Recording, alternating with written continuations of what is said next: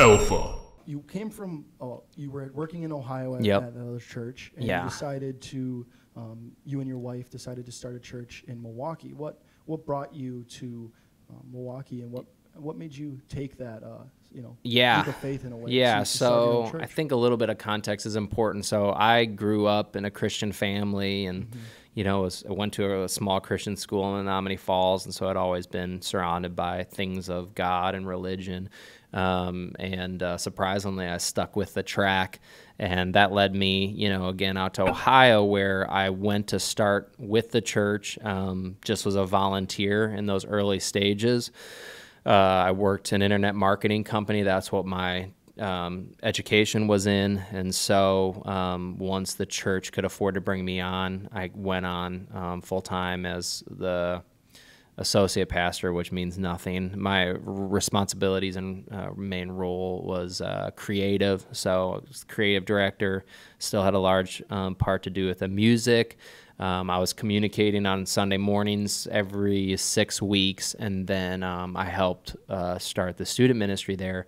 And right about the time that I was in a sweet spot there in Ohio, had just met Jackie, who is my now wife and mother of my child. Congratulations. Thank That's you. brand new. Yeah, 3 weeks. Wow. Yeah, little Ezra James. Big life changes.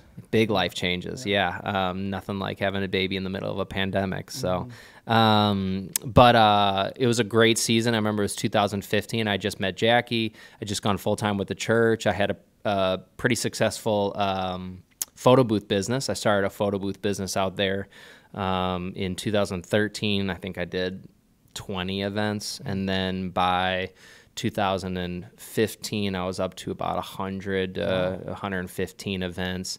I mean, financially, relationally, ministry-wise, I was in a sweet spot. And then this may be a stretch for some of our viewers, but it's just my story. I sense that God told me to start a church, and that was in 2015. And I didn't want to do it. That's kind of how I knew it was God, because I didn't want to do it. God rarely calls me to what I want to do. And so I just kind of kept it personal. I think I told Jackie immediately in 2015 and said, hey, I mean, we had just started dating. I think our first legit conversation was, hey, I think I'm going to start a church someday. And so if you want to stay in Ohio the rest of your life, don't date me. I'm not the guy. She was obviously so love struck. But at that time, it was it was a someday, and someday is the concept of someday is sexy. It is. A lot of us live in yeah. someday. Oh my gosh. Yeah. You guys are talking about that all the time. This podcast is primarily for people who turned someday into today, where someday I'm going to do this, someday I'm going to do that. So at that point in 2015, it was someday. Someday I'm going to start a church. And I wasn't rushing the process because I had been a part of what we call a church plant, starting a church plant.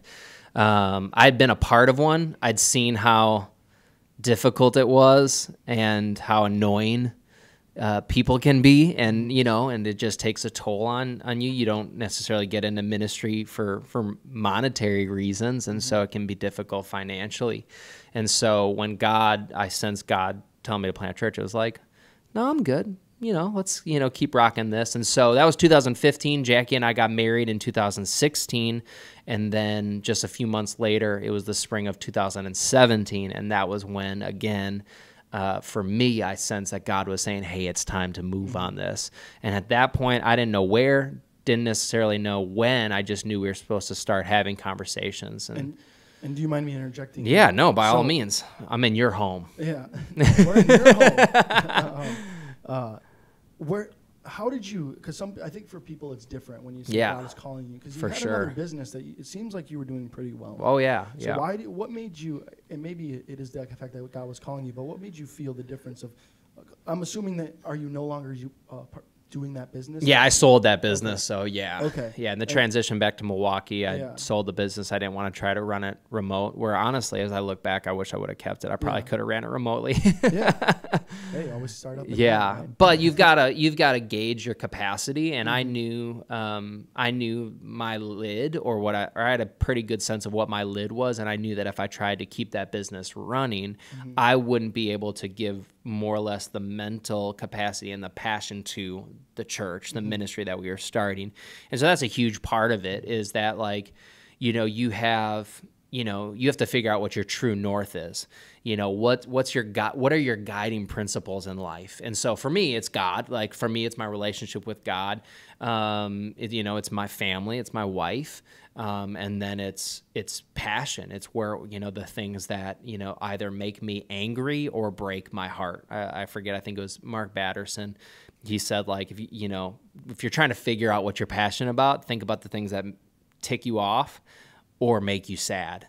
And you likely found something that you can devote your life to. That's a good way to think about it. Yeah, absolutely. Like, again, just like gives us a framework for figuring things out. Because I think oftentimes it's just very easy to just sit and go, oh, what do I want to do? It's like, it's not even what you want to do. Yeah. It's what do you feel compelled to do? And for me, church and reaching people, impacting people in a positive way, and introducing people to, I believe, is the most amazing person you could possibly meet, which is Jesus. Like, that's, since I was 17, that's always been my true north. And it just changed. The medium changed, the model changed. So if I were to say it this way, and this is an Andy Stanley ripoff, but like, my mission in life has always been to introduce people to Jesus, talk about Jesus. But the model shifts, and has shifted a lot, from whether it was music, whether it was, being employed by a church down in Oklahoma, whether it was doing internet marketing, just doing that the best way that I could.